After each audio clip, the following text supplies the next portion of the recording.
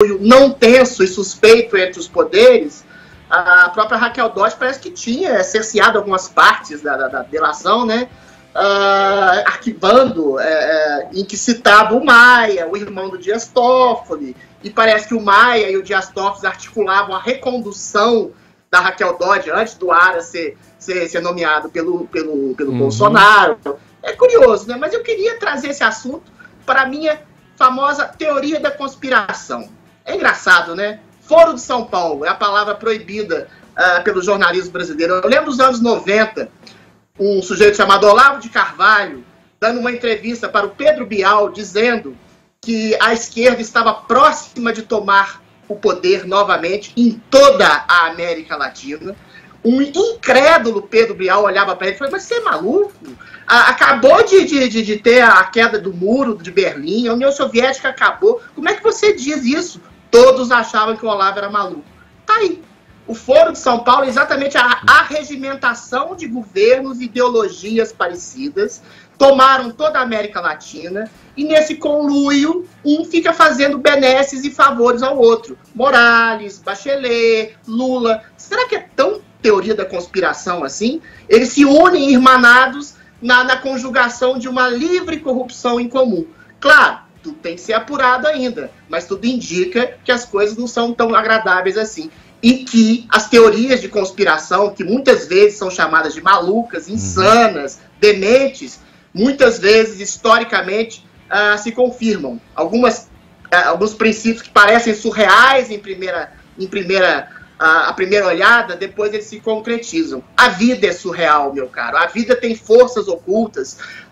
Os princípios de poder são muito mais complexos e muito mais abrangentes que as estruturas de poder efetivo do executivo de estados. Por exemplo, a União Soviética, ela aconteceu depois de 70 anos de movimentos comunistas. Como diz o Olavo esses dias, ele falou uma coisa que eu acho muito interessante: o Stalin não teve que pensar nada. Todas as ideias já estavam ali. Assim como, quando eu falei que o Lula era um artífice de uma ideologia, e que ele não era uma pessoa, e eu não acho que ele seja, ele é artífice, é quando a ideologia fica acima da pessoa e se coloca para a produção de um bem último, de uma utopia última, e que você revela, você objetivamente faz o pior tipo de corrupção. Foro de São Paulo é a grande teoria da conspiração que cada vez mais se revela verdadeira.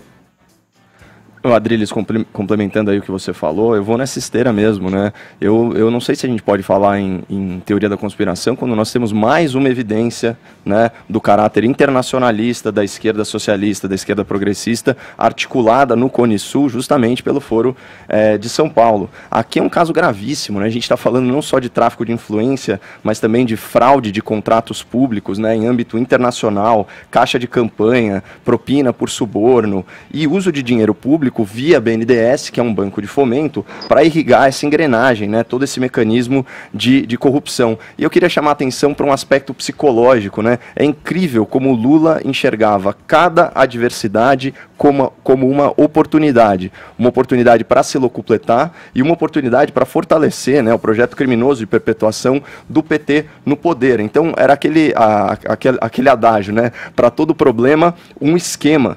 E eu acho que o ápice desse modus operandi, né, durante o lulopetismo foi, por exemplo, o programa Mais Médicos, já que a gente está falando da articulação da esquerda no Cone Sul. O programa Mais Médicos, né, a pretexto de suprir uma necessidade urgente, né, de saúde pública, arquitetou um esquema bilionário de transferência de renda para a ditadura cubana, em flagrante violação às normas trabalhistas brasileiras e aos direitos humanos, né? Então, toda essa delação do Léo Pinheiro, ela chama muita atenção, porque nós estamos falando, sim, de um amigo íntimo do ex-presidente Lula. Aqui sempre vale a pena a gente defender o Instituto da Delação Premiada, que é inaugurado, né, do direito brasileiro pela Lei 2.850, e eu sempre faço questão de ler aqui, que é no seu artigo 4, o parágrafo 16, que diz o seguinte: nenhuma sentença condenatória será proferida com fundamento apenas nas declarações de agente colaborador. Portanto, o delator ele tem que apresentar provas. E quando a robustez da delação premiada dele foi questionada,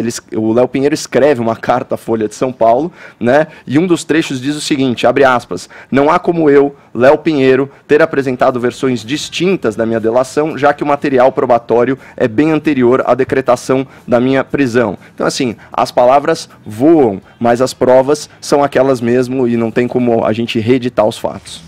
Adriles, deixa eu só colocar mais um dado aqui, quer dizer, tá tudo aí, tá tudo exposto, né? Eu posso fazer a leitura aqui, então, primeiro, pela fala de vocês, então dá para se entender que o conteúdo aí revelado, que contém essas falas, então não estamos falando mais da possibilidade de ser um conteúdo forjado, editado e tal, é o conteúdo, aceitamos o conteúdo então como um conteúdo verídico.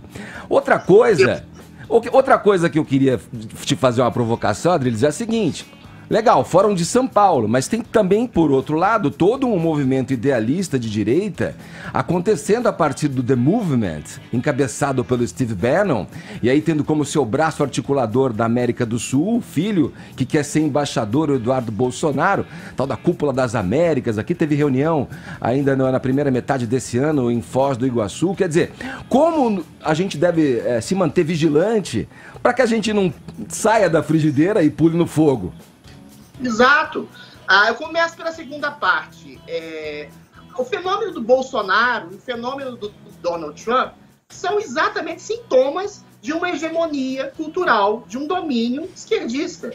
Quando eu digo e repito e reitero e ratifico que é preciso exatamente uma dialética de contrapontos para que você alcance um princípio de verdade, é mais do que isso. Não é só um princípio de esclarecimento de verdade.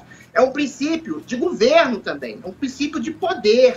Quando o poder se coloca só em um tipo de ideologia, em um tipo de percepção e visão de mundo e de vida, você cria exatamente a questão do sectarismo. E isso não é só questão do executivo, é uma questão cultural. A questão dos excessos do politicamente correto, a questão dos excessos das políticas identitárias geram exatamente eleição de uma extrema-direita que, eventualmente, o Orbán, o Trump, o Bolsonaro, se é que podem ser chamados de extrema-direitas, eles estão no contraponto de um princípio politicamente correto e de excesso de políticas identitárias.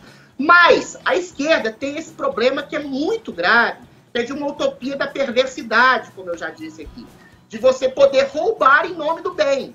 A direita, pelo menos, não tem isso. Adriles. A direita conservadora, calma. A direita conservadora, ela é cética em relação aos seus próprios propósitos. Por isso que ela se percebe, se suspeita, inclusive, dos seus componentes. Por isso que tem tanto crítico do Bolsonaro dentro do Bolsonaro mesmo.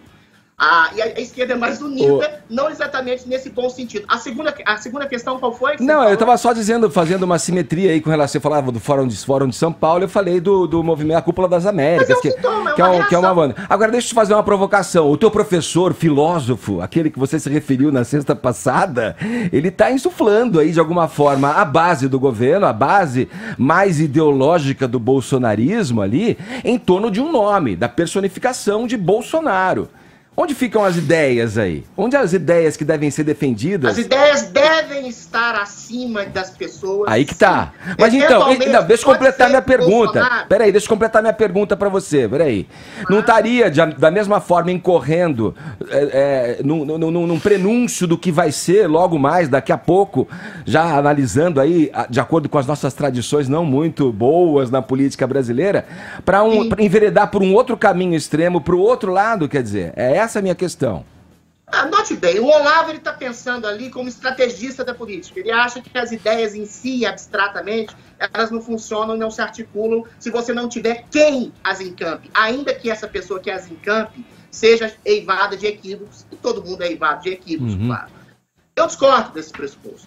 Eu acho que exatamente o exercício da democracia, o exercício da liberdade, é o exercício da eterna vigilância. Eu não compro a ideia de um Bolsonaro salvador de qualquer coisa que seja, porque eu não compro a ideia de quem quer que seja um salvador da humanidade. Entendi. Esse culto à personalidade eu rechaço prontamente. Eu acho que, eventualmente, há pessoas que arregimentam grandes ideias, mas a partir do momento que há um desvio muito radical dessas ideias e as pessoas ficam cegas e elas não sabem o que elas estão seguindo, aí você cria um culto à personalidade, você cria exatamente um princípio da cegueira. Eu acho muito temerário esse tipo. Sim.